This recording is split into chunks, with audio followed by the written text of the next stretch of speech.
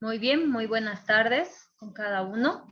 Vamos a dar continuidad a lo que había, desde el punto en que quedamos el día de ayer, y en nuestra jornada de hoy también llevar a cabo los puntos programados para esta jornada. Sí, muy buenas tardes una vez más. A quienes ya estamos 12 personas. Entonces vamos ingresando. Ahí vamos a tener un espacio de espera de algunos minutos. Sin embargo, creo que ya podemos iniciar. ¿Está bien? Listo. Antes de iniciar, mientras algunos van ingresando, ya está en el módulo lo que viene a ser el texto guía, la diapositiva de la jornada de ayer, las 2 diapositivas que se compartieron, y también la grabación de la clase de ayer.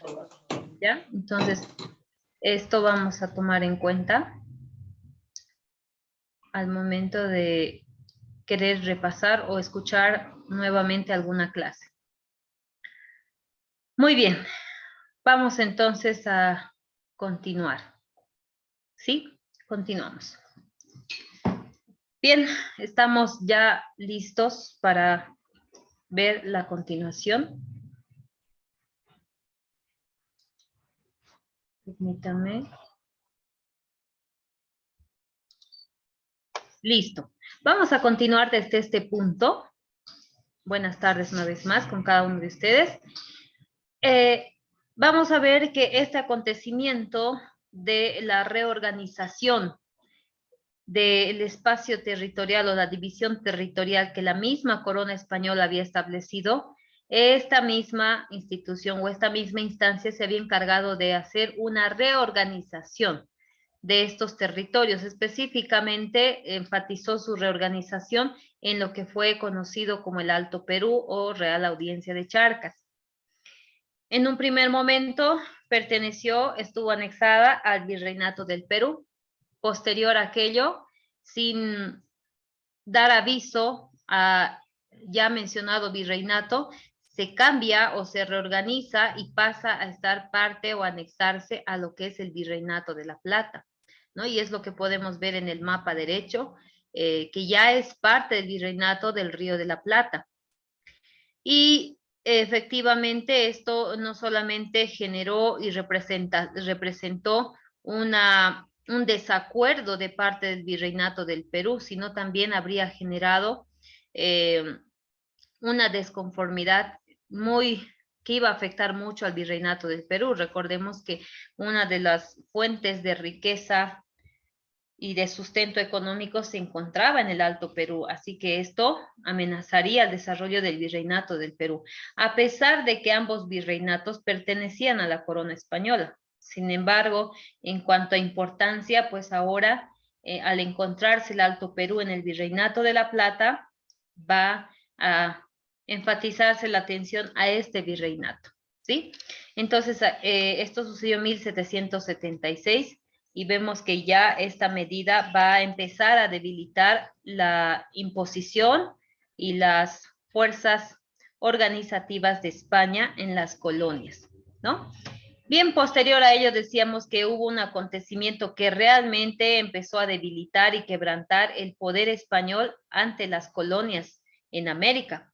Y va a ser esto en 1807, cuando Napoleón Bonaparte, bueno, en este caso, este personaje tiene el objetivo de poder derrotar a España, porque se estaba proyectando ya como una monarquía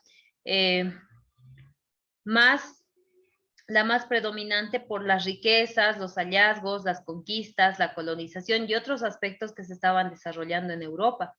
Entonces, ahora, con esta invasión, España va a desatender, por decirlo de esta forma, las colonias europeas o españolas en América, ¿no? Entonces, fue el momento oportuno para que grupos de personas que estaban ya cansadas de la opresión española puedan iniciar con su lucha de camino hacia la independencia, ¿no?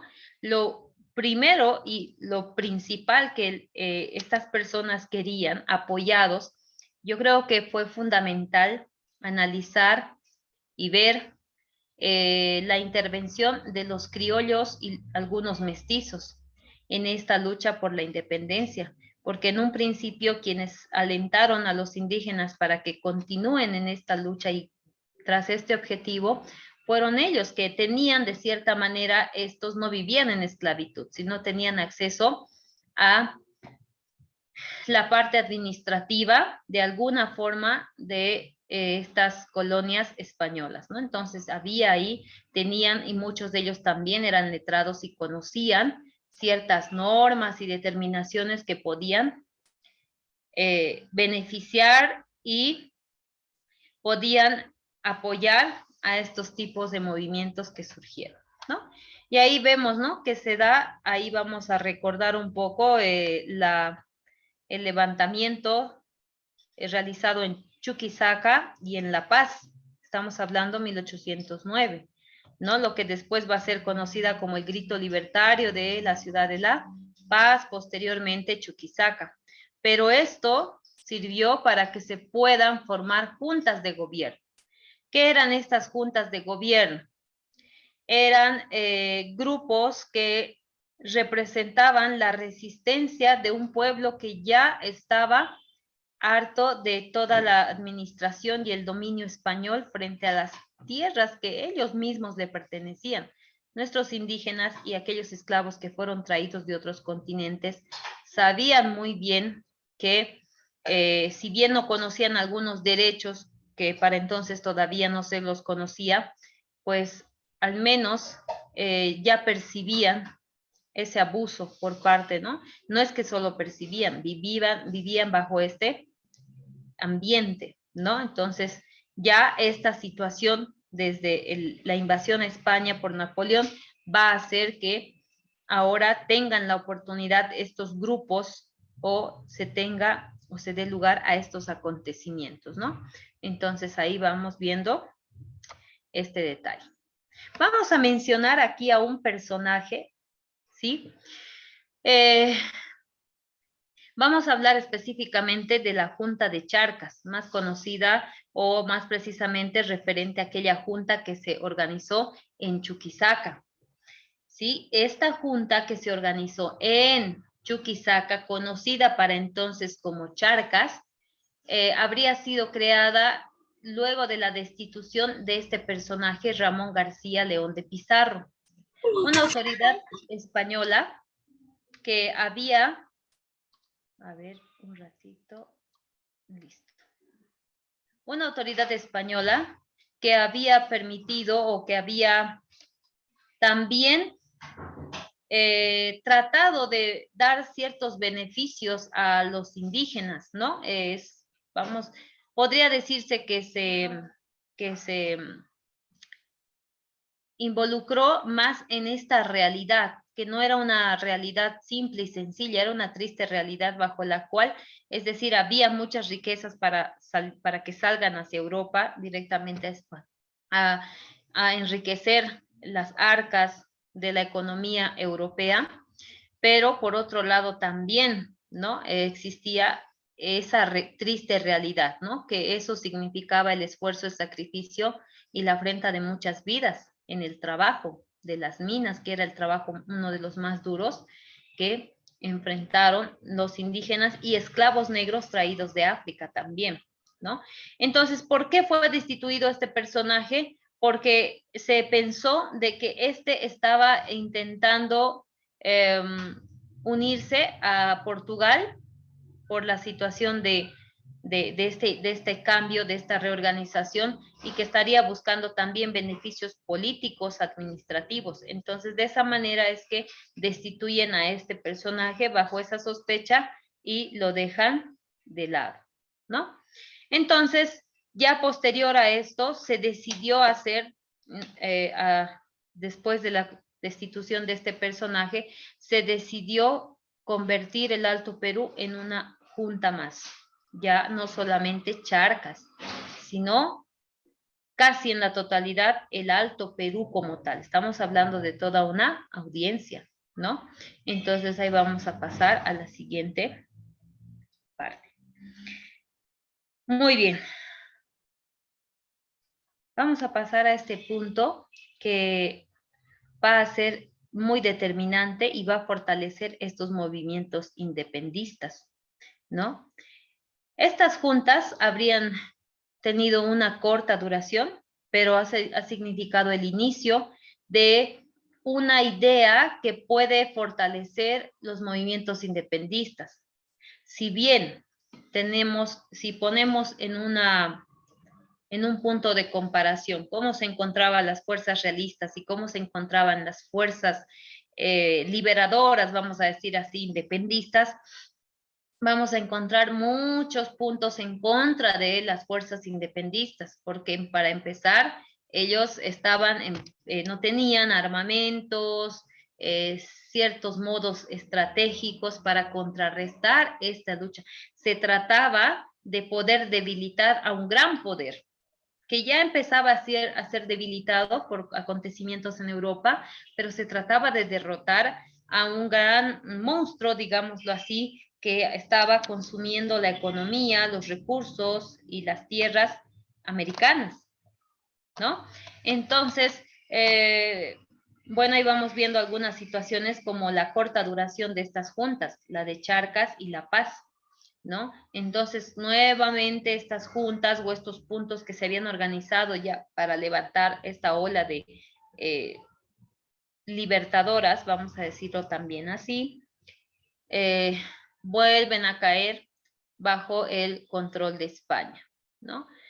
Y esto pues tuvo que ver mucho con la intervención del virrey del Perú y los realistas, ¿no? Porque el virrey del Perú se empeñó en poder fortalecer a la corona española. Recordemos que en 1776 la corona española había ido en contra de algo que no estaba de acuerdo el virreinato del Perú, que era la anexión del Alto Perú al virreinato de la Plata. Entonces, ¿por qué ahora el virrey del Perú realiza este tipo de acción?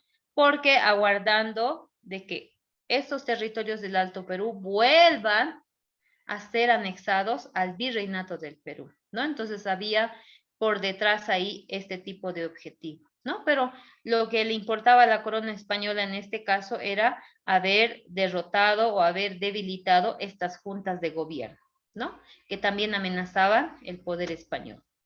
Por último, después las juntas de gobierno, finalmente podemos decir que ya las juntas de gobierno llegaron a su final, ya no están más en vigencia, muy bien. Pero esto no quedó ahí, ¿no? Sino que se organizan ciertos lugares específicos de personas, grupos de personas que van a dar afrenta a las fuerzas realistas, pero en lugares alejados, ¿sí? Vieron que en lugares muy concurridos esto iba a ser complicado poder contrarrestar a las fuerzas españolas, porque desde ya ellos se encontraban militarmente equipados, quizás no del todo bien, pero había ahí un gran punto en contra. Entonces, este grupo de personas conocidos como ejércitos guerrilleros o también republiquetas van a conformarse en lugares alejados, donde haya poca fuerza española en estos lugares y poco a poco los indígenas puedan ir retomando la soberanía sobre sus tierras, ¿no? Entonces, por eso es que menciona acá, estos 6 ejércitos guerrilleros se formaron, dice, lejos de las ciudades y habrían tomado el control de varias regiones de Bolivia. Entonces, fíjense ahí cómo es que esta estrategia o el aspecto estratégico de estas fuerzas independistas frente a las fuerzas españolas estaba nutriéndose y se encontraba en pleno progreso. Y cuando hablamos de progreso, estamos hablando de cosas óptimas para quienes lo van desarrollando.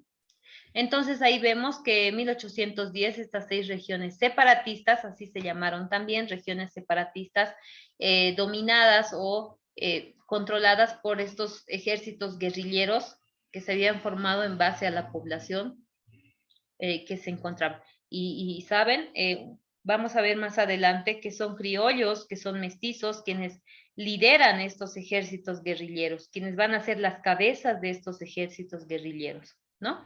Entonces, Estos ejércitos guerrilleros, también conocidos como republiquetas. Si nosotros escuchamos o recordamos la palabra republiquetas, pues directamente lo relacionamos con ejércitos guerrilleros que se establecieron dentro de la historia de Bolivia en lugares alejados de las ciudades para poder contrarrestar y ir por este objetivo, ¿no? Debilitar las fuerzas españolas. Muy bien. Dice, fueron lo suficientemente fuertes como para resistir quienes, las republiquetas. Estos ejércitos guerrilleros pudieron resistir cualquier intervención, ¿no? Y estas republiquetas, estos ejércitos guerrilleros, por más dificultades que puedan tener, permanecieron, ¿no? Es decir, fueron perseverantes y se puede decir que casi en la totalidad de la lucha por la independencia, estos guerrilleros eran, a través de sus acciones, eran los que sostenían ese objetivo que tenían, alcanzar la independencia, la expulsión del gobierno realista o del dominio realista sobre las tierras, ¿no?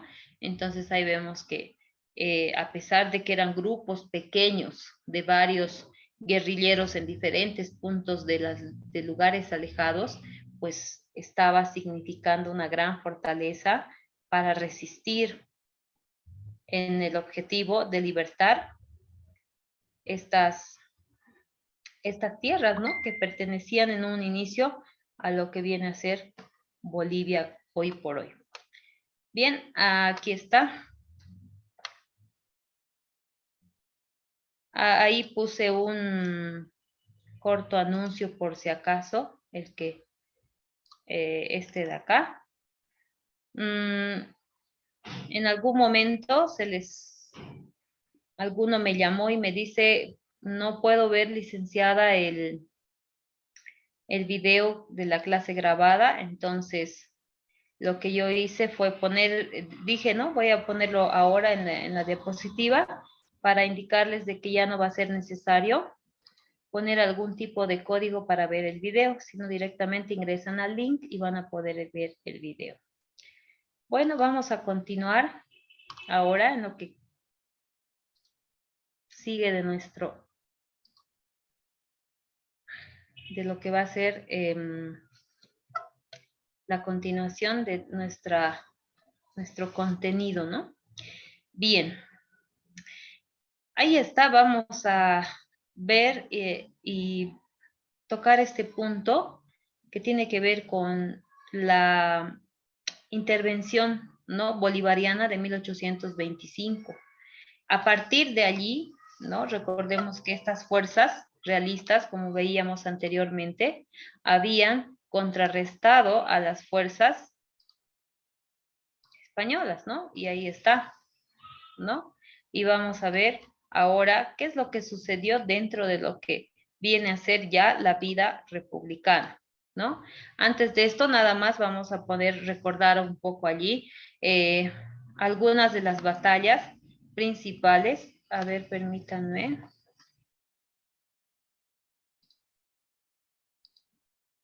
Estamos en una parte más adelante. Permítame abrir el archivo que corresponde.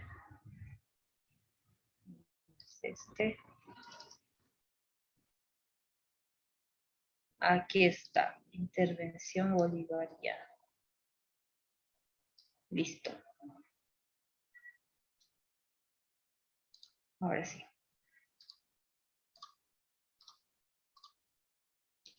Muy bien, ahí está. Continuación, intervención bolivariana 1825, ¿no? Estamos en el momento justo en el que ya se va a lograr el cometido, el objetivo y el buscar y encontrar, el haber buscado la independencia hace 15 años atrás, pues ahora va a llegar a un desenlace, podríamos decirlo, feliz. ¿Por qué digo feliz entre comillas? Porque vamos a ver y estudiar también el desarrollo de la vida republicana y ahí vamos a apreciar y percibir que no es del todo feliz, que a pesar de nacer a una vida independiente, vamos a ver normas jurídicas, vamos a ver tipos de gobiernos que no van a satisfacer y no van a representar esa libertad que también ya se empezó a buscar durante la época de la colonia, ¿no? Entonces estamos en estos momentos cruciales donde se va a determinar la independencia de Bolivia, ¿no? ¿Por qué intervención bolivariana? Refiriéndose específicamente al famoso personaje conocido como el Libertador Bolívar, ¿no? Vamos a dar paso a este punto. Indican que los ejércitos bolivianos habían derrotado a los realistas y específicamente en las más y muy conocidas batallas de Junín y Ayacucho, ¿no? Estas dos batallas van a representar, van a ser aquellas batallas que van a cerrar con broche de oro la lucha por la independencia, ¿no? Pero era necesario cerciorarse de esta situación. Si se va a dejar o ya se ve el triunfo y el objetivo cumplido de la independencia, pues va a ser necesario poder realizar algo más para asegurar este cometido, para asegurar este objetivo que va a ser la independencia. Entonces se realiza ya no sería considerado batalla como tal, sino una especie de combate, porque tenía la finalidad de eliminar por completo, derrotar por completo, vencer por completo a las tropas y a las fuerzas realistas. Y esto va a ser a través del combate de Tumusla, ¿sí? Esto se va a llevar a cabo el 1 de abril de este año, ¿no? Y bueno, posterior a esto, ya con la batalla de Ayacucho Junín y con un combate que va a asegurar toda esta situación de la independencia, se pasa también a una fecha memorable, 9 de julio, ¿no? Donde se organiza y se reúne el primer Congreso Constituyente de lo que se llamaría la República de Bolívar.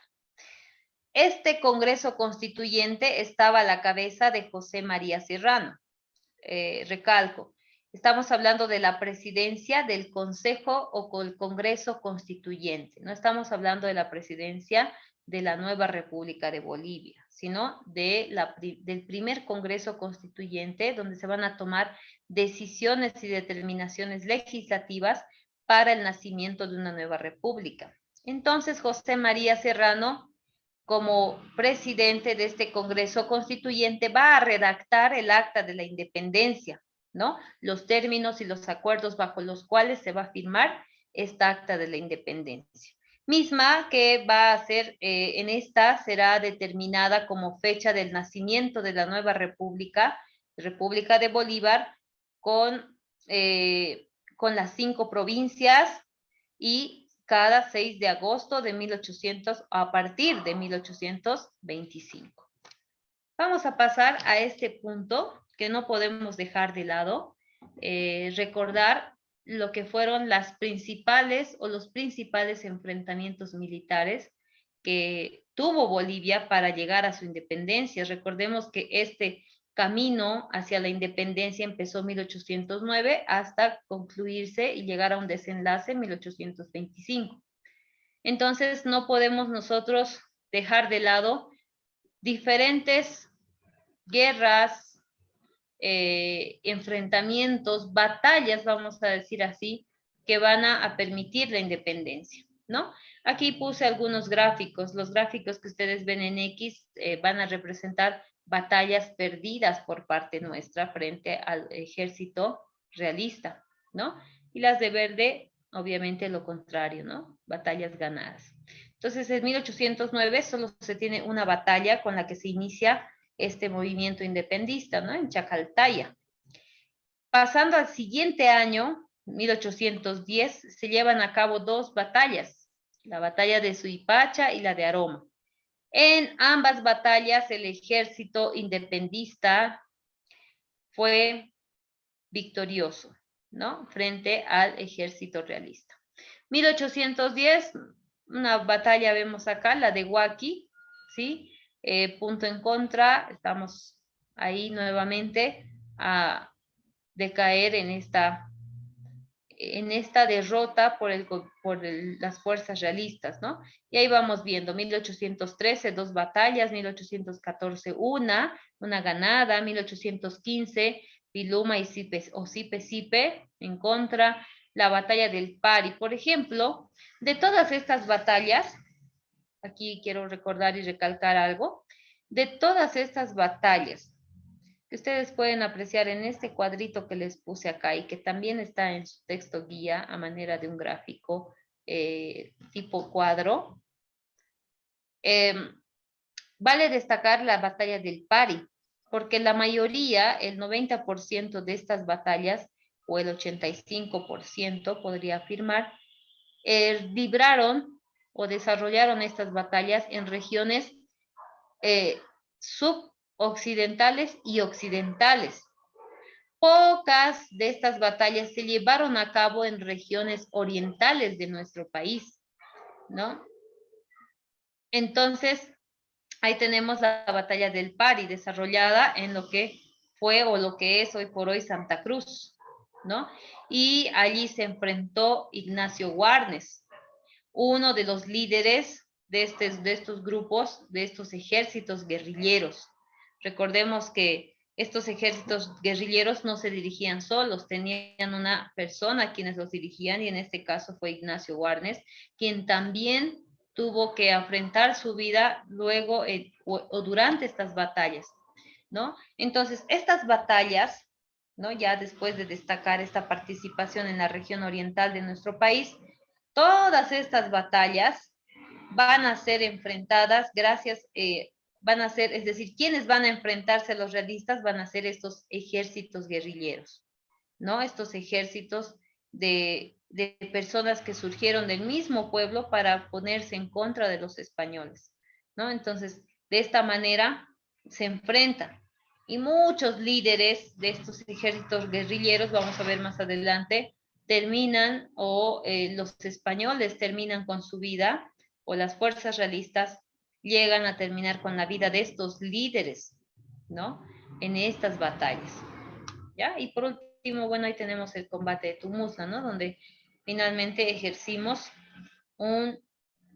una victoria determinante luego de la batalla de Ayacucho y Junín, ¿no? No está aquí en la tira de estas batallas porque son batallas que nosotros ya lo hemos mencionado en la primera parte del tema y que ahora estas vienen a ser batallas complementarias a estas que ya habíamos mencionado.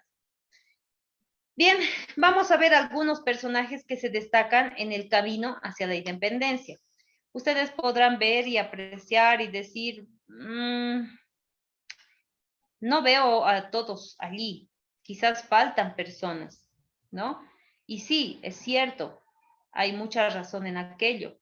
Hay más personas que pueden estar en este cuadro o en esta diapositiva de personas que se destacan en el camino hacia la independencia, pero estamos tomando en cuenta a estos personajes por su desempeño pionero, es decir, por su participación desde un inicio, ¿no? Vamos a decir que hay otros personajes, pero que continúan la ideología de otros personajes, y en muchos de los casos son estos, ¿no? Que pude mencionarlos para ponerlos también a manera de resumen en su texto guía. Tenemos ahí a un personaje que dijo, la tea que dejo encendida, nadie la podrá apagar, ¿no? Muy reconocido en la ciudad de La Paz, Pedro Domingo Murillo. Recordemos que gracias a esta primera ola de levantamiento en La Paz, surgen las juntas de gobierno, ¿sí?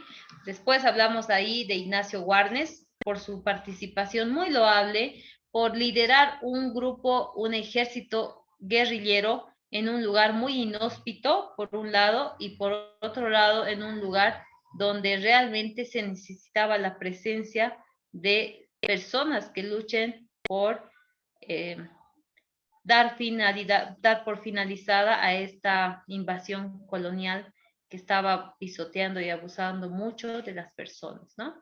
Posterior a eso tenemos a una pareja de esposos, ¿no? Manuel Asensio Padilla y Juana Zurduy. Ambos esposos tenían el objetivo de poder luchar por la independencia. Esa era una de las principales finalidades que ambos tenían, ¿no? Pero lamentablemente, pues, quien fallece primero en uno de los combates en la región de las Lagunas, allí, Manuel Asensio Padilla era el líder de la Republiqueta de las Lagunas, líder del grupo guerrillero allí en la Republiqueta de las Lagunas, pero en una de estas batallas, pues lamentablemente pierde la vida. Juan Azurduy decide retomar, continuar con la lucha por la independencia, ¿no? Y ahí está Juana Azurduy, a pesar de que había quedado viuda, pues continúa. Fue nombrada, es una de las primeras mujeres nombradas como teniente coronel del Ejército del Norte, ¿no?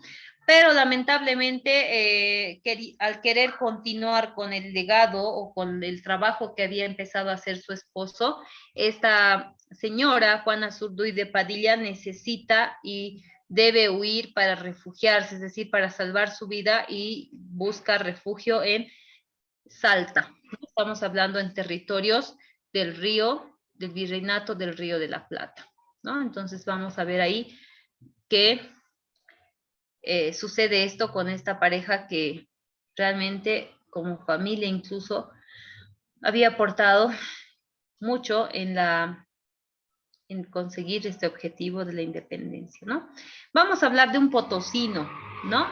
Vicente Camargo, líder de la Republiqueta de Cinti. Cinti es una región muy alejada a la ciudad misma de Potosí. Para los españoles esta fue llamada la Villa Imperial.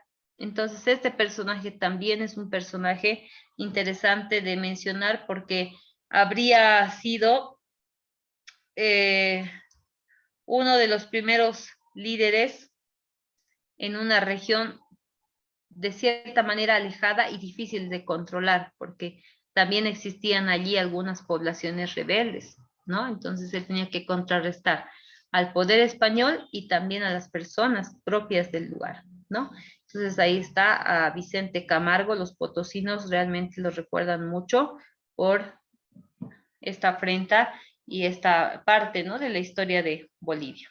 Y por último tenemos allí a Antonio José de Sucre, ¿no?, otro personaje que alguna vez alguien me lo dijo a manera de comentario. Antonio José de Sucre fue la sombra de Simón Bolívar, porque quien era el líder principal era Simón Bolívar, y Antonio José de Sucre simplemente quien lo acompañaba en las diferentes expediciones que éste tenía. Pero recordemos que este fue quien asumió la presidencia de Bolivia como segundo presidente de la República de Bolívar. Y vamos a pasar aquí a la época republicana, ¿sí? Ya hemos logrado la independencia después de batallas, después de un arduo trabajo y ardua situación de lucha constante por la independencia. Vamos a pasar ya a lo que viene a ser después de celebrar, listo, somos independientes. Ahora Bolivia ingresa a una época republicana, ¿sí? Entonces, esta época republicana, y antes de pasar a esta, vamos a pasar ya a esto que les mostraba anteriormente.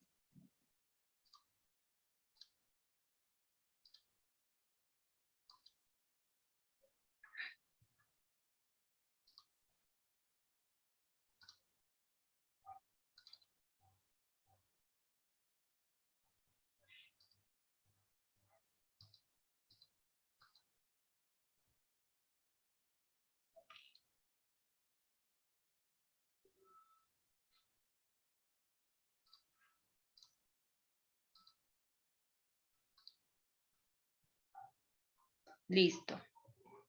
Vamos a mencionar algunas características de la época republicana, tres básicamente, ¿sí?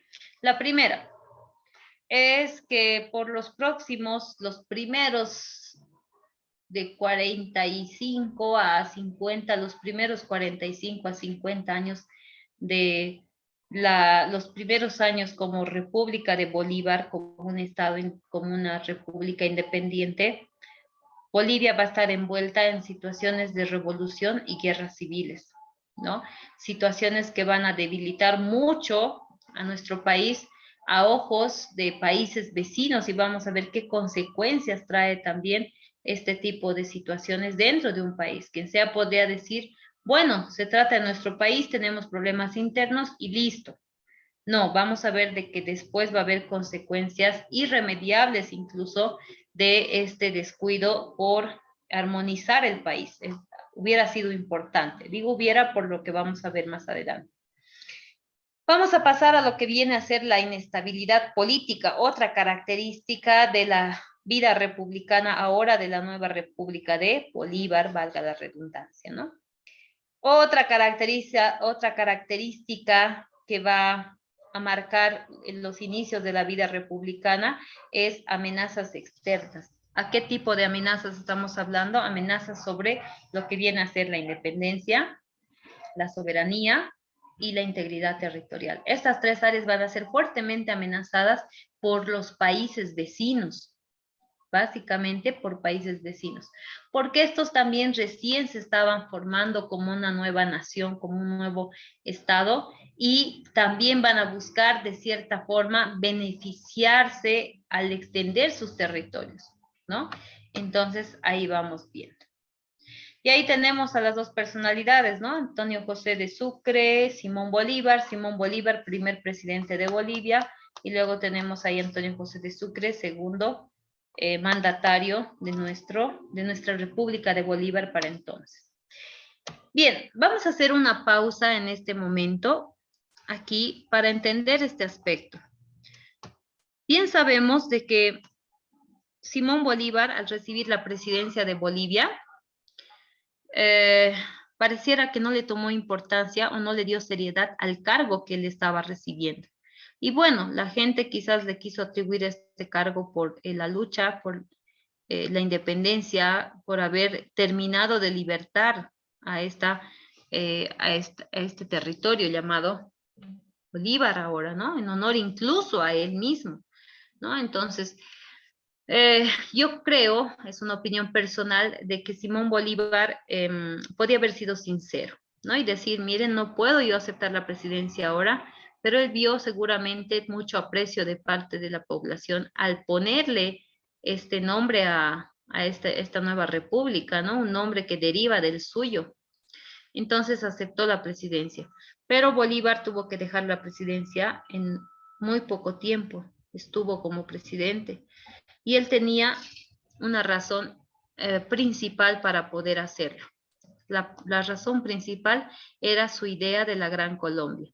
Si ustedes pueden apreciar en esta línea del tiempo, van a poder ver que Simón Bolívar se había empeñado a ayudar en la liberación de muchos estados de América del Sur. Por eso era conocido como el Libertador, no solo porque ayudó en la independencia de Bolivia, sino porque ayudó en la independencia de, aquí ustedes pueden ver, en Ecuador, Venezuela, Colombia, ¿no? Son regiones que él había ayudado también a libertar, ¿no? ¿Y cuál era la idea principal frente a lo que ustedes pueden ver en esta línea del tiempo? Pues llegamos a la conclusión de que Simón Bolívar siempre tuvo la idea, y Antonio José de Sucre conocía de este anhelo de Simón Bolívar. El anhelo era de conformar un gran estado, la que se conocería como la Gran Colombia, ¿no? Y bueno, esta idea de conformar la Gran Colombia no va a convenirle para nada a los Estados Unidos, porque los Estados Unidos quería prometerse como una futura y presente, un presente y futuro estado o país muy prometedor, ¿no? Entonces, esta idea de conformar la Gran Colombia con todos los países, de pronto Simón Bolívar dijo, yo voy a libertar todos estos países, los voy a libertar y finalmente los voy a unir en un solo estado y un grande estado, ¿no? En uno solo. Entonces, de esa manera le confía ahí ustedes ven en qué año ingresó como presidente, ¿sí? De la República de Bolívar, pero bueno, le deja a la presidencia a su compañero de liberaciones, a su compañero también conocido como uno de los libertadores más predominantes para entonces, a Antonio José de Sucre. Entonces ahora Antonio José de Sucre empieza a ejercer la presidencia de Bolívar, de la República de Bolívar. Pero, ¿qué sucede, no? Ya en su etapa de gobierno, resulta, y aquí les puse el mapa, para que puedan ver ustedes, que en Brasil se estableció un reino de Portugal, así era conocido. Entonces, viendo la situación por la que estaba atravesando Bolivia, el emperador portugués de Portugal envía a invadir San José de Chiquitos, esta región. ¿Sí? Empieza a invadir, quiere ese territorio para esta región del Reino de Portugal, pero todos conocían la fama de Simón Bolívar y Antonio José de Sucre, y la fama de estos era de que eran increíbles guerreros, soldados, ¿no? Y que tenían tan buenas estrategias que en algunos de sus conflictos bélicos que podían tener, ellos se prometían a ganar, ¿no? Entonces, bajo esta situación, Antonio José de Sucre no tuvo que ir a San José de Chiquitos para poder decirles a los portugueses que se retiren, sino que fue simplemente el escribir una carta. Entonces, Antonio José de Sucre le manda al emperador de Portugal una carta diciéndole, bueno, deben dejar, ¿no? Sus soldados portugueses deben dejar inmediatamente y abandonar San José de Chiquitos. Caso contrario, nosotros tendremos que tomar represalias en el asunto, ¿no? Entonces, de alguna manera, esa carta hizo que el emperador portugués tiemble porque, vamos a decirlo de esta manera, ¿no? Quererle declarar o enfrentar una especie de batalla o guerra a una persona que ya tiene mucha experiencia en cuanto a luchas y victorias, guerras, conflictos ganados, era riesgo, ¿no? Entonces el emperador portugués no quiso poner en riesgo ni al aspecto administrativo ni a sus espacios territoriales, ¿no? Entonces deciden inmediatamente obedecer la determinación que dice Antonio José de Sucre a través de su carta, ¿no?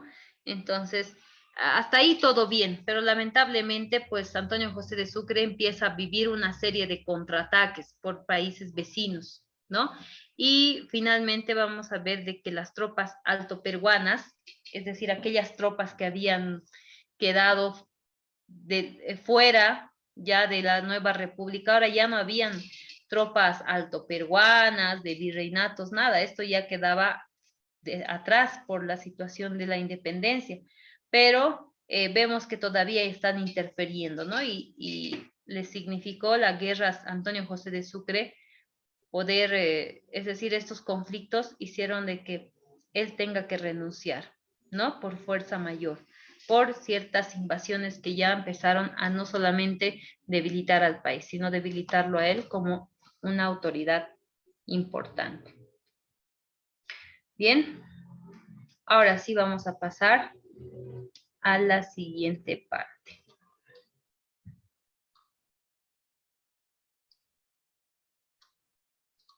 Época. Ahora sí. Muy bien. Ahora sí, esto.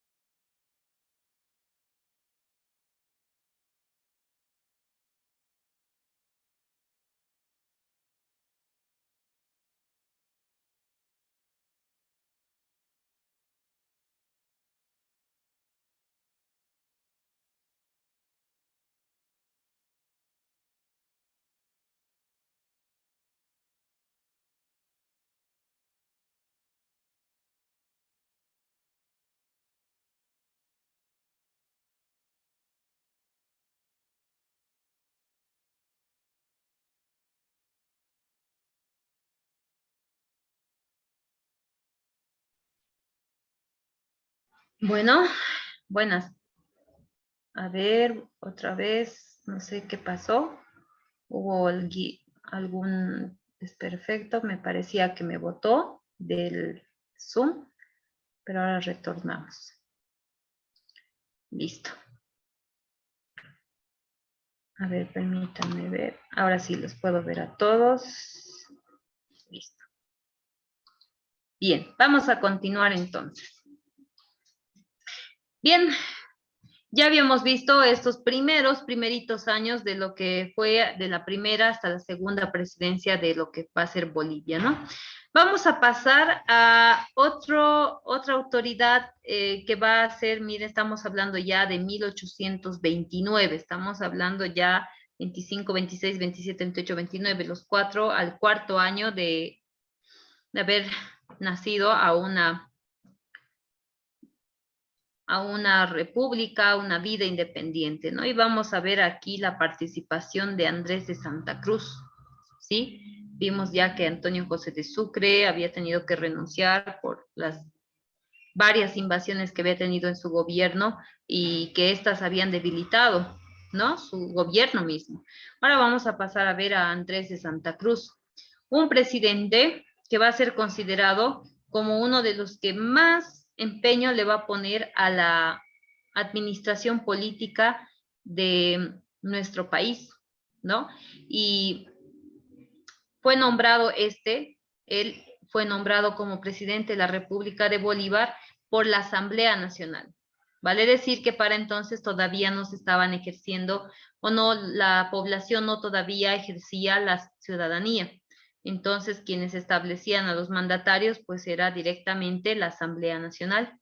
¿Sí? Entonces, ya para 1829, esta Asamblea Nacional nombra a Andrés de Santa Cruz como presidente de la República. Y tenemos algunas características de este personaje, ¿no? Conocido como forjador y organizador del Estado boliviano, ¿sí? A tal punto de que Obregoso, y ahí va la siguiente característica, ¿no? Obregoso del Perú, que era uno de los líderes también más importantes del Perú, lo busca a Mariscal para pedirle ayuda y a él, este personaje Obregoso había estado siguiendo muy de cerca el trabajo de Santa Cruz, ¿no? Entonces, Andrés empieza a demostrar aquello y hay personas, hay autoridades que están viendo, ¿no? Entonces, buscan auxilio en Andrés de Santa Cruz para poder también reorganizar su estado. La situación de nuestro país con la de el Perú ahora se pintaban de situaciones muy similares, ¿no? Entonces, por eso que Obregoso busca ayuda en Andrés de Santa Cruz para reorganizar su país también, ¿no? Y bueno, en base a esta situación, Andrés de Santa Cruz piensa, analiza y dice, un presidente de otro país está viniendo a buscarme para también solucionar las situaciones de su país, que son muy similares a las nuestras. Entonces surge en la mente de Mariscal Andrés de Santa Cruz poder realizar una especie de alianza con Perú, con la finalidad de poder sumar fortalezas y restar debilidades, ¿no? Y es de esta manera que a la cabeza de Andrés de Santa Cruz surge lo que se conoció como la Confederación Perú-Boliviana, ¿no? Esta confederación va a estar formada por el norte, sur peruano y por todo el estado boliviano. Ahora, esta confederación es una idea que sí va a beneficiar y sí podría haber logrado su cometido. Era el inicio de una idea, incluso de pensar en ser un solo estado con Perú, ¿no?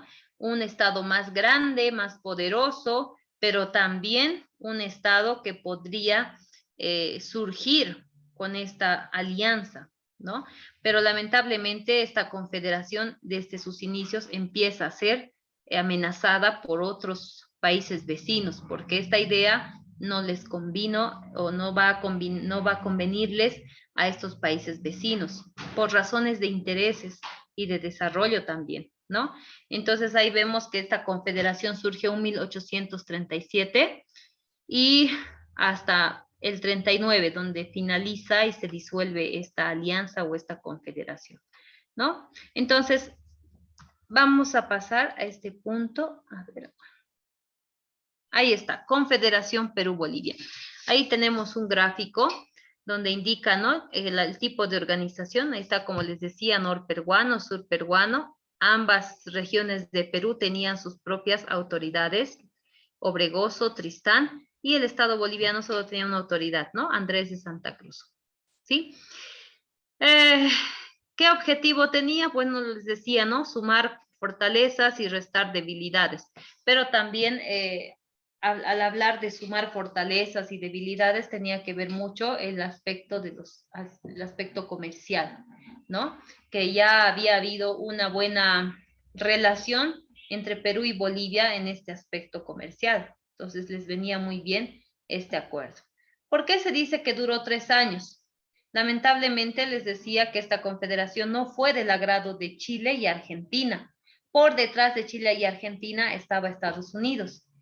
Entonces deciden declararle la guerra a esta confederación. Y esta confederación atraviesa por 2 fases dentro de esta declaración de la guerra. En la primera fase, la Confederación Perú-Boliviana sale victoriosa frente a Chile y Argentina. Pero lamentablemente en la segunda fase, la Confederación Perú-Boliviana entra en un...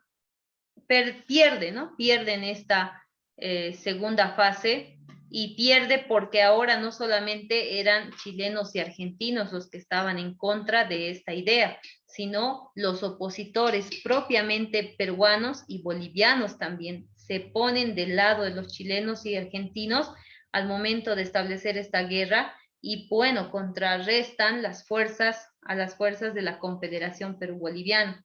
Entonces, en una batalla llevada a cabo en Yungay, también conocida como Batalla de Yungay, se enfrenta la Confederación por última vez con el ejército chileno y argentino, y la conclusión o el resultado de este enfrentamiento va a ser la disolución de la Confederación Perú-Boliviana, ¿no?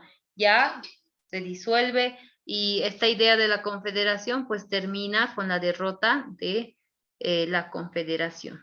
Y a su vez, pues le significó a Andrés de Santa Cruz también el fin de el fin como autoridad del Estado boliviano, en este entonces de la República de Bolivia, ¿no? Y ahí vamos a ver, ¿no?, este gráfico, el resumen nada más. Y bueno, ahí está lo que les mencionaba, las 2 fases, ¿no? La primera y la segunda fase. La primera fase está de color verde, ¿no? Se llevó a cabo ahí en un punto de Arica, luego las batallas como tal dentro de esta declaración de guerra se lleva a cabo en estas 3 regiones específicamente, Socabaya, Uchumayo y Paucarpato. Y en la segunda fase, en esta primera fase, le fue muy bien a la Confederación, pero en esta segunda fase, directamente en Yungay, lamentablemente, pues se logra disolver esta alianza o esta confederación. Vamos a pasar a otro personaje. ¿Quién le sucede a Andrés de Santa Cruz? ¿Quién sigue luego de Andrés de Santa Cruz? ¿Sí? Bien, vamos a ver antes 2 realidades. Antes de ver quién va a seguirle después de Andrés de Santa Cruz y demás, vamos a ver 2 realidades. Primero, el asunto de los soldados confederados, ¿no?, que habían llevado a cabo este tipo de batallas que hemos visto en el mapa anterior y que ahora, después de haber tenido varias victorias llegaron a ocupar sectores fronterizos, ¿no? Jujuy, Salta, y estamos hablando en regiones propias de Argentina, ¿no? Entonces, ¿por qué se realizó esto? Para poder demostrar una especie de actitud de contraataque, ¿sí? Y bueno, llega un momento en que los argentinos, a causa de estas ocupaciones, pues llegan a ser derrotados en una batalla de Montenegro, pero lamentablemente ya la confederación se había disuelto, ¿no? Entonces, 1838, las tropas argentinas llegan a Yungay y por fin se pone fin a esta guerra, ¿no? Entonces ahí vemos esta situación que va hacer el desenlace de una confederación que prometía un buen desarrollo a ambos estados, tanto a los peruanos como a nosotros los bolivianos, ¿sí? Muy bien, aquí tenemos otro personaje que dice, ideólogo de la anexión de Bolivia a Perú, decidió invadir, ¿no? Aquí tenemos, miren, este personaje ya lo hemos visto en esta parte, ¿no? En este punto de la historia. Y ahora, de ser un personaje que había estado muy de cerca con los acuerdos que se realizaban entre Bolivia y Perú, ahora este mismo, viendo la situación de la disolución de la Confederación, dice, bueno, Bolivia está debilitada, su presidente fue derrocado en la batalla de Yungay, la confederación se perdió, ya no está más. Entonces, ha llegado el momento de hacer algo en beneficio, en beneficio de mi estado, de mi país.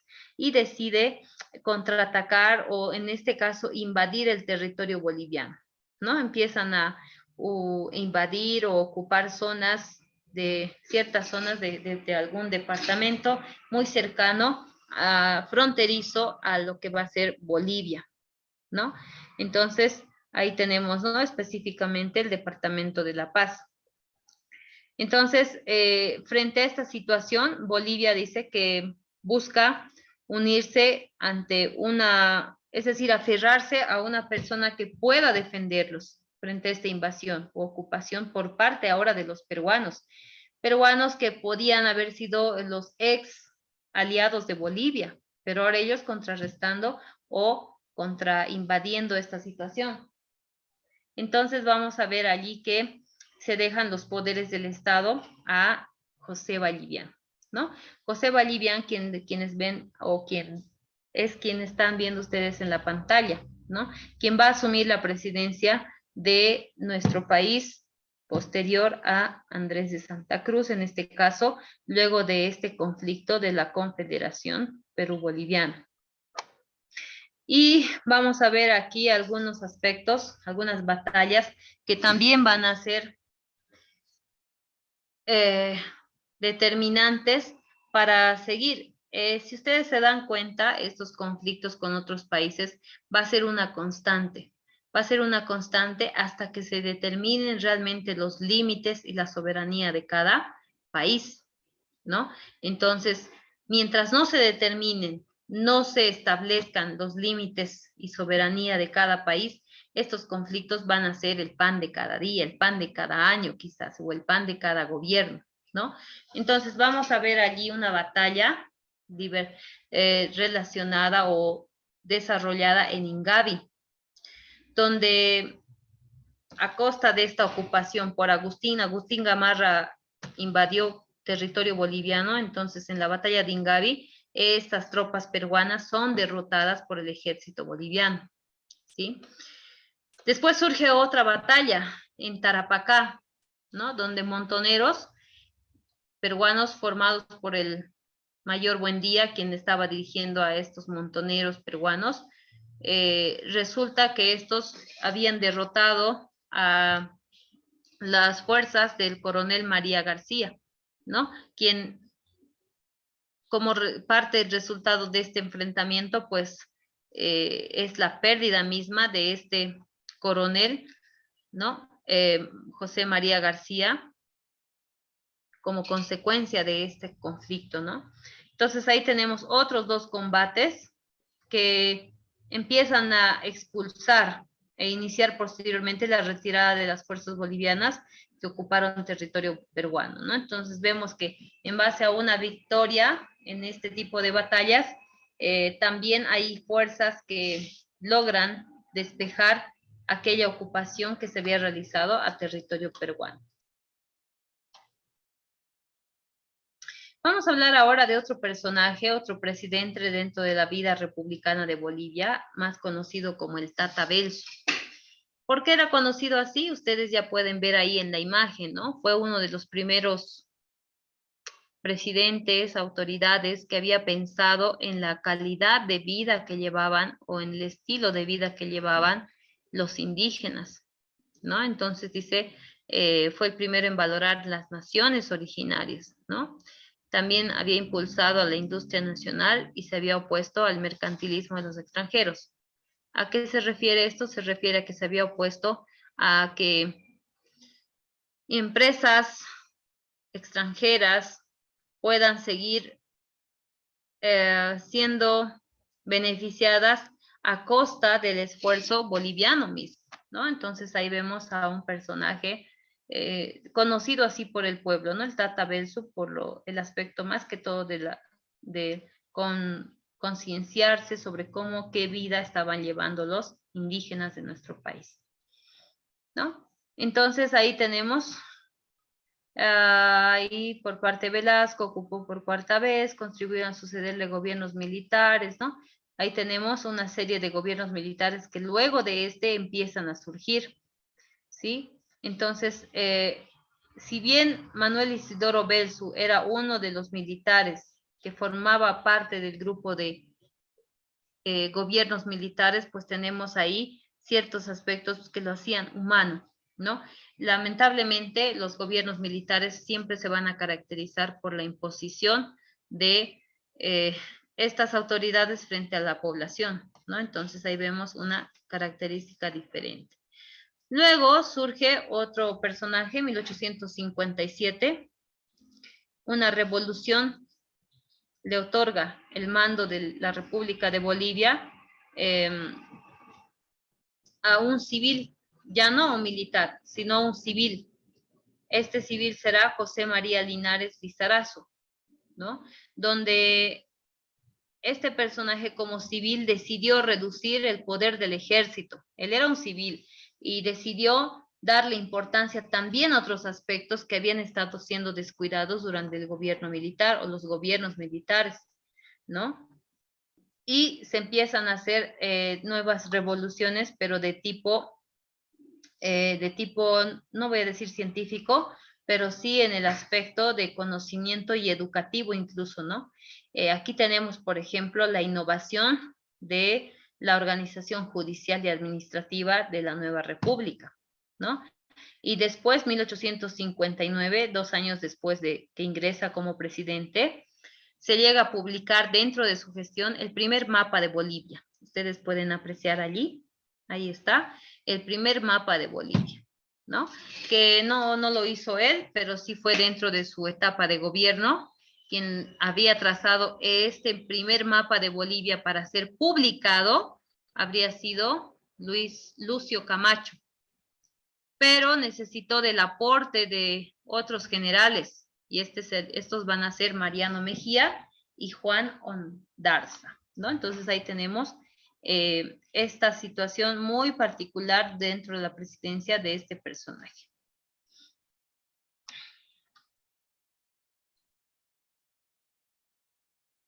Vamos a pasar a la siguiente.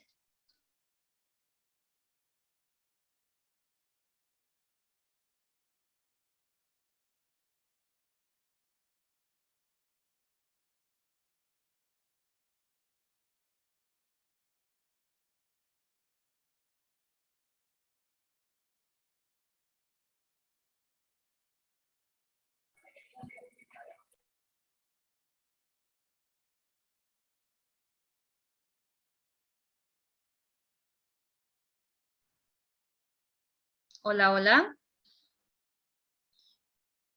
A ver. Sí, aquí está la lista de participantes. Bueno, continuemos. Bien, estamos viendo allí una serie de presidentes que van sucediendo uno tras otro y van desarrollando ciertas actividades que van a reflejar la realidad boliviana, ¿no? 1861, ya estamos en este año donde este personaje, José María Chá, habría sido uno de los primeros miembros del triunvirato que encabezó la conjura y dictó la ley de imprenta, ¿no? Estamos hablando, cuando hablamos de encabezar una conjura, tiene que ver con ser parte de una situación de acuerdos entre otros países que van a significar posteriores alianzas prometedoras, ¿no? Entonces ahí vemos un personaje que va a ser un referente por una de las leyes que va a establecer, ¿no? La ley de imprenta.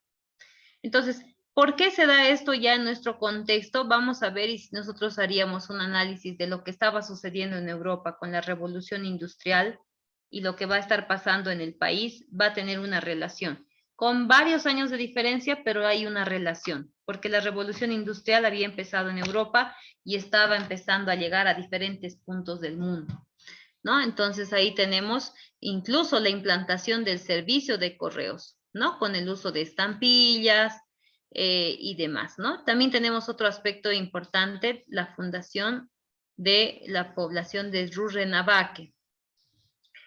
Y bueno, lamentablemente José María Chá, después o mientras iba ejerciendo su presidencia, sufre un golpe de Estado, y no un cualquier golpe de Estado, sino estamos hablando de un golpe de Estado militar, ¿no? Que era algo que venía con mucha fuerza, y esto va a suceder en 1864. ¿Quién había liderado este golpe militar? Había sido Mariano Melgarejo, quien después va a tener, después de José María Chá, luego de este golpe militar, va a ser quien va a tomar las riendas político-administrativas del país, ¿no? Y bueno, ¿alguno podría decirme algunas características de Mariano Melgarejo dentro de sus conocimientos generales? Porque es algo que normalmente se destaca por las decisiones, más que todo las determinaciones que este personaje había tomado frente a las disposiciones como presidente, pero cómo es que su personalidad como tal va a afectar también a este tipo de decisiones como ahora autoridad del país.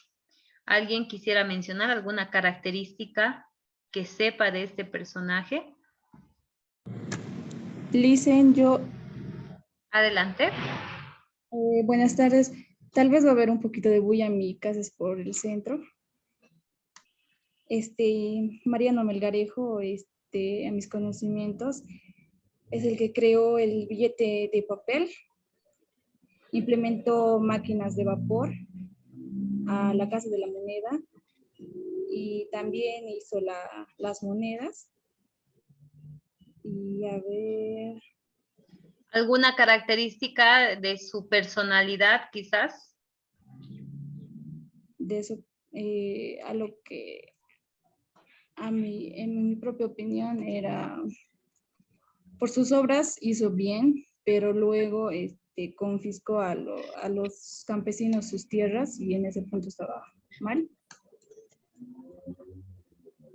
Buenas Listo, tardes, Isabel. Lice. Hola, adelante. Bueno, el presidente, que era Mariano Melgarejo, una de sus características fue hacer las grandes pérdidas en el territorio boliviano, ya que había un conocimiento de que dio una gran cantidad de territorio por un caballo blanco. Ese es, según mi... Bueno, bien, agradecer a las dos participaciones, ¿no? Ahí están las dos señoritas que han participado, muchas gracias. Y bueno, estos aportes y estos conocimientos básicos que cada quien tiene fortalece al momento de realizar este tipo de desarrollo, de avance, ¿no? Y bueno, como toda situación, incluso presidencia, gestión de gobierno, tenemos entre cosas positivas y negativas, ¿no? Y si estamos hablando de Mariano Melgarejo, estamos hablando de un personaje que tenía un carácter y una personalidad muy, pero muy impulsiva, ¿no? Vamos a decir que yo no entraría en detalles de la personalidad de Mariano Melgarejo si es que su personalidad no hubiera afectado a las determinaciones para con el país, ¿no? Si haya sido lo que haya sido Mariano Melgarejo, hubiera llevado a cabo una gestión de gobierno relativamente regular o mejor, yo creo que no entraríamos en estos detalles. Pero ¿por qué entramos en estos detalles de la personalidad específicamente de Mariano Melgarejo? Porque lamentablemente su personalidad hizo de que se logren grandes consecuencias, entre más que positivas, habrían negativas, ¿no? Un ejemplo nada más, cuenta la historia de que un día amaneció nublado y lluvioso, estaba lloviendo, ¿no? Y este personaje, ya autoridad del país, como autoridad sale, despierta de su cama y dice, organiza a los soldados y los hace formar y les da la orden de que empiecen a disparar al cielo, ¿no? Para que puedan, como una especie de, no sé, decirle al cielo, ¿sabes? Deja de llover, frena y vamos a hacer esto, ¿no? Entonces, ordenó esto a su ejército, ¿no? Entonces, todos, el presidente lo estaba ordenando, pues todos empezaron a disparar al cielo, ¿no? Estaban disparando al cielo, vamos a decirlo al vacío. Entonces todos los soldados bajo esta orden empiezan a disparar.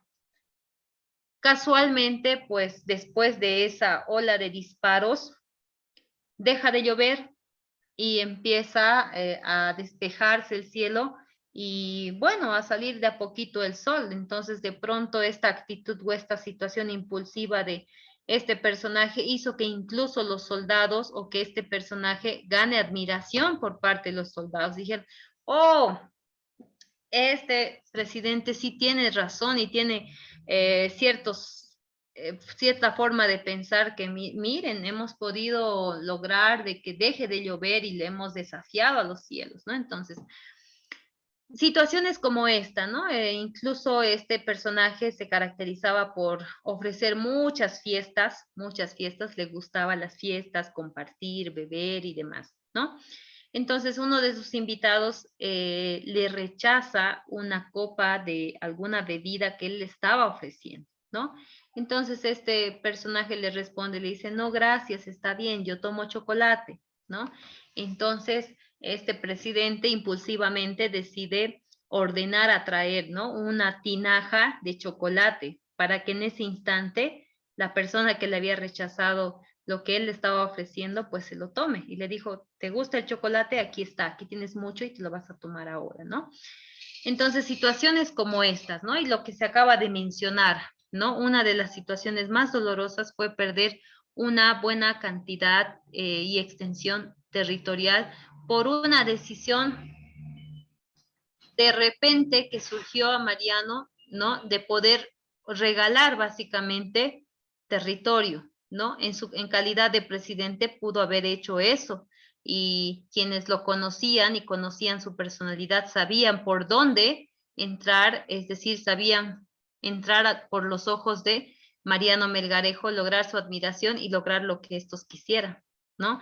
Entonces, por eso entramos a ese tipo de detalles, ¿no? Por la particularidad de su personalidad y cómo su personalidad va a afectar también a las determinaciones que él logre como presidente.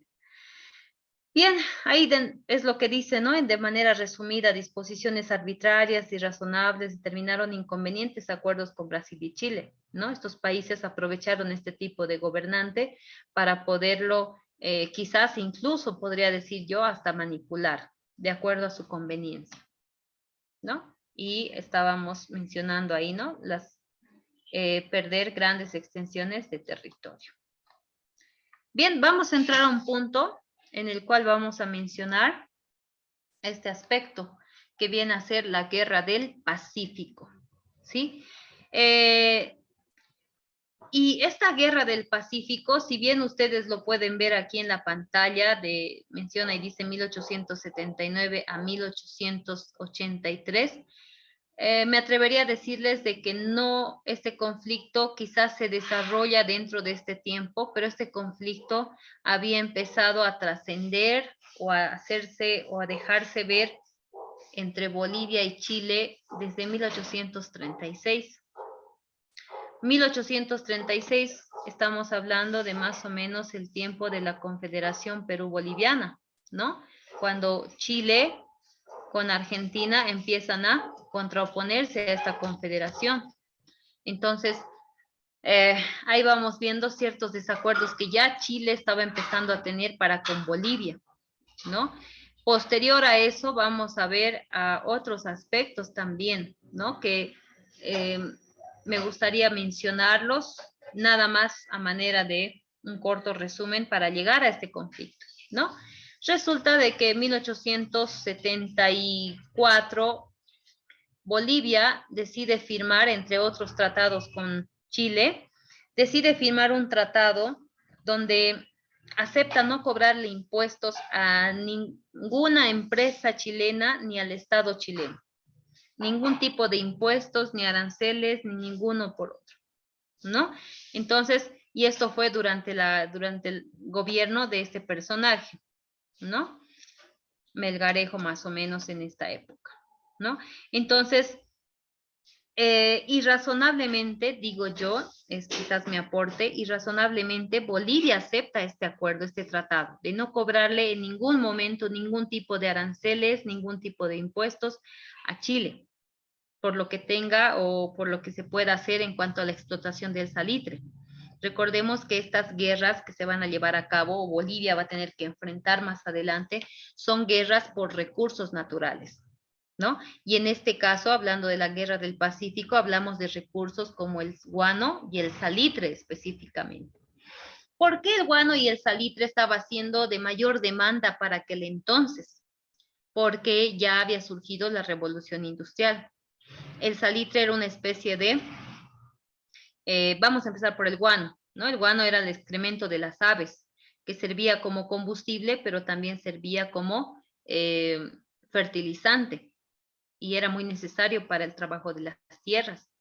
El salitre era aquel elemento básico para la elaboración de las pólvoras, por ejemplo, ¿no? Algo muy utilizado porque ya se van a aproximar conflictos grandes también en Europa, donde se va a requerir mucho de esta materia prima. Entonces, ahí vemos que estos recursos naturales van a ser el motivo de la disputa entre Bolivia y Chile. Ahora, ¿por qué también interviene Perú? Porque aquí, como ustedes ven en el punto 5, intermedia. Porque en algún momento Bolivia y Perú habían firmado un acuerdo secreto de protección, ¿no? Donde este acuerdo de protección consistía en que si Perú sufría alguna amenaza territorial por parte de Chile, pues Bolivia podría apoyarle a contradefenderse y viceversa. Y es lo que pasó. Por eso es que, si bien hablamos que la Guerra del Pacífico fue un conflicto entre Bolivia y Chile, más precisamente, quien intermedia de alguna manera es Perú por este acuerdo secreto firmado entre estos dos países, ¿ya? Y bueno, vemos ahí Antofagasta, ¿no? Cuando el litoral es creado por parte del, aquí quiero que analicemos un poquito, cuando el litoral es creado con sus dos provincias, se crea el departamento del litoral dentro de la República de Bolivia. Hay que recordar una situación y una realidad ya amenazante, ¿no? De los 15,000 habitantes que tenía el departamento del litoral, el 80% eran chilenos y solo el 20% eran bolivianos. Entonces ahí vemos nosotros de que en el momento de la creación del litoral ya vemos ya indicios de lo que va a ser o lo que es, lo que está en realidad había empezado una invasión indirectamente, ¿no? Entonces fue por eso, ya llegando a esta parte puntual de la Guerra del Pacífico, es por eso que cuando se desarrolla la Guerra del Pacífico, Bolivia se encuentra por un lado debilitada por la cantidad de habitantes en esta región de conflicto y por otro lado por la preparación a última hora del ejército boliviano, ¿sí? Ahora, ¿qué justifica Chile? Chile dice, y lo hemos visto en la demanda que hizo Bolivia en contra de Chile a la Corte Internacional de Justicia. ¿Por qué nosotros los chilenos hemos contraatacado y le hemos declarado la guerra a Bolivia? Porque Bolivia en algún tratado dijo no cobrarnos impuestos, pero establece un impuesto. ¿Y cuál era ese impuesto? A ver, ¿cuál era el impuesto que molestó, incomodó tremendamente al gobierno chileno? ¿Quién lo puede recordar? El impuesto de 10 centavos por cada quintal de salitre lisa. Gracias, Isabel. El impuesto de 10 centavos por cada quintal de salitre explotado. Bolivia ya había, voy a usar un término muy común, ¿no? Quizás así lo entendemos muchos. Ya había metido la pata al firmar un tratado donde se ha comprometido a no cobrar ningún tipo de impuesto a Chile. Entonces, ahora pedir, Bolivia ya no lo llamó impuestos, sino le llamó contribución de 10 centavos. Le puso incluso ese determinativo. ¿Por qué decidió Bolivia ahora recién animarse a cobrar un impuesto de 10 centavos? Porque Bolivia y Perú en ciertas regiones de Bolivia y Perú, más precisamente por la parte andina, se había presentado un terremoto. Y ese terremoto había afectado el desarrollo o la economía de estos países. Entonces Bolivia ahora necesitaba de dónde extraer algún tipo de ingresos económicos para contrarrestar esta situación económica que había venido gracias a este terremoto. Entonces Bolivia, en otras palabras, es como que dijo o estableció este arancel de 10 centavos para decir, saben, estamos en situación de crisis, ahora sí necesitamos. Y el otro país responde y dice, no, tú has aceptado, tú has firmado un acuerdo donde nunca nos vas a pedir un aporte, un arancel, un impuesto, nada. Pero directamente Chile no lo vio como un momento de ayuda a Bolivia, sino lo ha visto directamente como como un contratratado, o como una contraparte en el sentido de que ya se habló de este tema y ahora lo estamos volviendo a hablar y ustedes peor todavía establecen un impuesto de 10 centavos. Por eso yo no comprendo cómo es que se llegó a firmar este acuerdo de 1874, de no cobrar ningún tipo de impuesto por un recurso económico que estaba siendo muy demandado.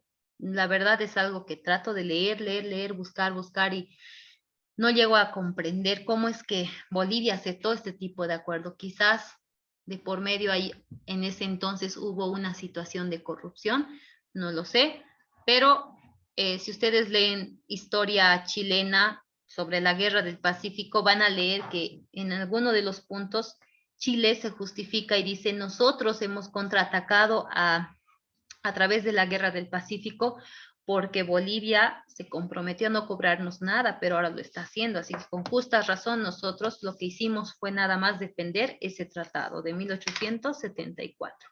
Listo, ¿no? Entonces, ahí vemos este trasfondo, un trasfondo de muchos años atrás, 1836 específicamente, pero ya este conflicto se lo desarrolla o se empieza a ver el desarrollo de en estos años, del 79 al 83. ¿No? Entonces ahí vemos la invasión, 1879 específicamente, la invasión Antofagasta, la anexión de Perú por este tratado secreto defensivo. Y bueno, ahí tenemos ya 1879, un 5 de abril, Chile le declara la guerra a Perú y Bolivia porque ya sabían de este tratado de defensa. Entonces sí o sí intervenía Perú también, ¿no?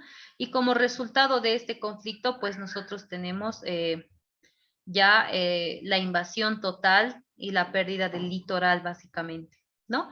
Y ya conocemos este detalle. Pero ¿por qué no estamos dando por finalizado esto? Porque una guerra termina cuando se firman un acuerdo o el tratado de paz y eso vamos a ver que pasa mucho tiempo después y que en señal de paz Chile acepta construir una línea de ferrocarril entre Arica y La Paz, ¿no? Como una especie de integración, pero que integración que solamente va a quedar en documentos escritos que vamos a ver posteriormente que no fue del todo así.